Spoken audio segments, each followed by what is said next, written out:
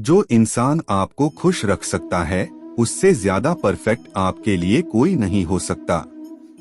चाहे आप जितने पवित्र शब्द पढ़ लें या बोल लें, वो आपका क्या भला करेंगे जब तक आप उन्हें उपयोग में नहीं लाते। सबको हंसाना लेकिन कभी किसी पर ना हंसना, सबके दुख बांटना लेकिन कभी किसी को दुख नहीं देना, सबकी राह में दीप जलाना लेकिन किसी का दिल ना जलाना, यही जीवन की रीत है। जैसा बोओगे वैसा ही पाओगे। कुछ लोग कहते हैं घर में महाभारत रखने से झगड़े होते हैं, पर सच तो ये है कि इंसान को क्या नहीं करना चाहिए, किससे सलाह लेनी चाहिए, सब महाभारत ही सिखा सकती है। कर्म पर विश्वास रखिए, राशियों पर नहीं, क्योंकि राशि तो राम और रावण की भी एक ही थी, लेकिन नियति ने उन्हें फल उनके कर्म अनुसार ही दिया। स्वयं विचार कीजिए, नदी में जो मेल जाता है, नदी उसे समुद्र में उड़ेल देती है और स्वयं स्वच्छ हो जाती है। उसी तरह आप भी अपनी पीड़ाओं को परमात्मा में उड़ेल दो। परमात्मा तो सारे संसार की पीड़ाओं को अपने भीतर समा लेने के लिए सदा ही सज हैं। मंजिलें मुझे छोड़ गई, रास्तों ने संभाल लिया, जा जिंदगी तेरी जरूरत नहीं, कृष्ण ने मुझे संभाल लिया।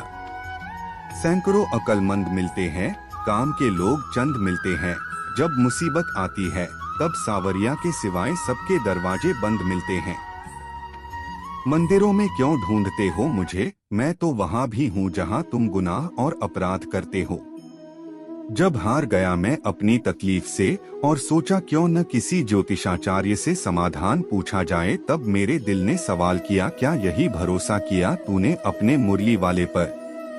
यह आवश्यक नहीं कि हर स्थान पर हम उत्तर दे, कुछ बातें हमें ईश्वर पर छोड़ देनी चाहिए, क्योंकि जब ईश्वर उत्तर देता है तो सारा संसार मौन होकर सुनता है। आजमाती है जिंदगी उसी को जो मुश्किल रास्तों पर चलना जानता है, जिंदगी में जीत उसी की होती है जो हारकर भी मुस्कुराना जानता है। संसार में सबसे ताकतवर व्यक्ति वो ही है जो धोखा खाने के बाद भी लोगों की भलाई करना नहीं छोड़ता। किसी की मीठी बातों का ये मतलब नहीं होता कि आप उसके लिए खास हैं। कभी कभी कबूतर को खिलाने के लिए नहीं बल्कि पकड़ने के लिए भी दाना डाला जाता है। सरल व्यक्ति के साथ किया गया छल आपकी बर्बादी के सभी द्वार खोल देता है, चाहे आप कितने भी बड़े शतरंज के खिलाड़ी क्यों न हो। हमारी कमाई हुई संपत्ति का बंटवारा कोई भी कर सकता है, लेकिन हमारे कर्मों का बंटवारा कोई नहीं कर सकता। हमारे द्वारा किए हुए कर्मों का फल हमें ही मिलेगा।